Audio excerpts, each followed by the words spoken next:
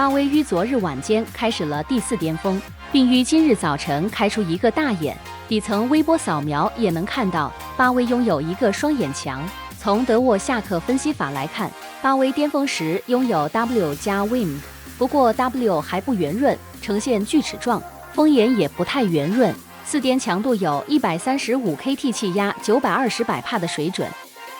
不过由于干空气入侵，巴威的 W 环已经明显断裂，目前剩下 LG 加 Wind， 加上现在还有30 kT 的高风切在干扰，原本是风切输给巴威的输出，巴威依旧能维持强度，现在加上干空气干扰，因此巴威强度会开始明显下降。